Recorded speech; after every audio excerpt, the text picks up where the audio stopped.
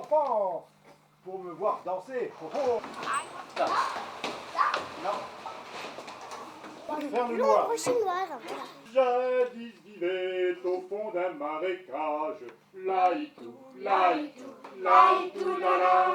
Une jeune grenouille aussi belle que sage.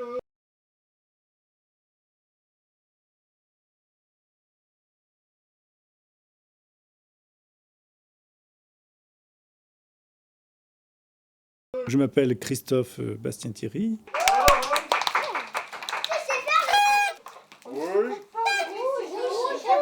Alors, le premier qui se coupe un doigt, attention, hein. Voilà, donc il y a 3 morceaux à découper, hein. 3 morceaux. Moi, ce que j'ai constaté depuis le début, c'est qu'avec le théâtre d'ombre, on peut atteindre une dimension poétique avec des moyens très simples. Cette dimension poétique si facilement, entre guillemets, si facilement atteignable, même avec des enfants, me touche et je les vois, même s'ils sont gorgés de jeux vidéo, de dessins animés faits par ordinateur de manière très sophistiquée, avec des effets invraisemblables aussi. Et bien, avec quelques bouts de papier, des baguettes, une petite lampe de bureau, une lampe de chevet, un drap ou un papier tendu, on arrive à les faire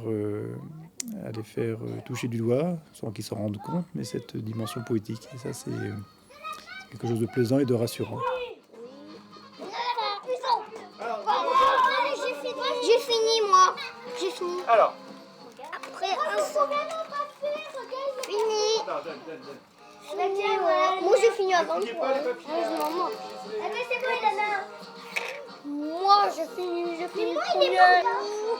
C'est aussi un intérêt du théâtre d'ombre. C'est un atelier assez original, donc peu pratiqué.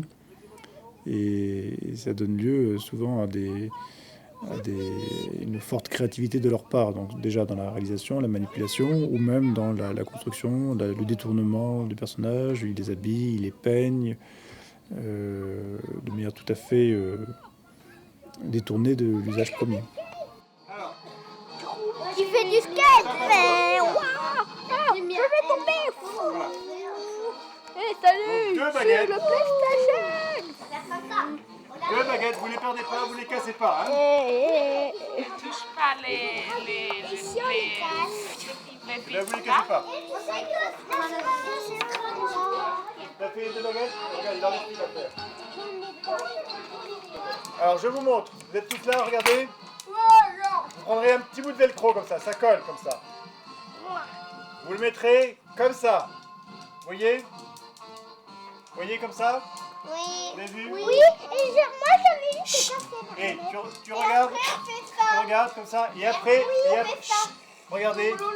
Regardez. Et après, je plie comme ça. Oui, et je pince. J'en étais sûre. Voilà. Oui.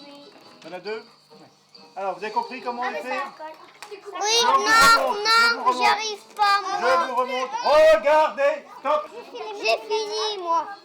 Moi, j'ai fini. Moi, j'avais fini avant toi. Ah, mais ça se décolle pas, ça. Deuxième, toi. J'ai fini avant toi. Non, mais lui, c'est sûr qu'il a fini le premier, il lui a montré l'autre. Cette simplicité touche les enfants comme les adultes. Et ça, je pense que c'est inhérent à l'ombre, parce que si plusieurs milliers d'années après leur pratique en Asie, si ça reste vrai en Europe toujours comme en Asie, eh bien c'est qu'il y a quelque chose d'intrinsèque, de fondamental, d'essentiel peut-être dans ce théâtre d'ombre. Et je vous montre. Je sais, moi. Alors. Moi, je sais déjà. Oui. Regardez, vous allez prendre 2 petits morceaux qui grattent et vous allez coller Où ça? un sur le bras là, Ça? sur l'épaule, sur une épaule, d'accord? Et l'autre sur la jambe, comme ça. Tiens. Là et là. Comme un livre où on imagine des images, le théâtre d'ombre propose des images, mais laisse aussi une grande part d'imagination au spectateur. Parfois, il suffit de suggérer quelque chose pour que le spectateur le comprenne et l'intègre dans sa compréhension, dans son mental, et ça donne un sens à l'histoire sans passer par des choses très compliquées.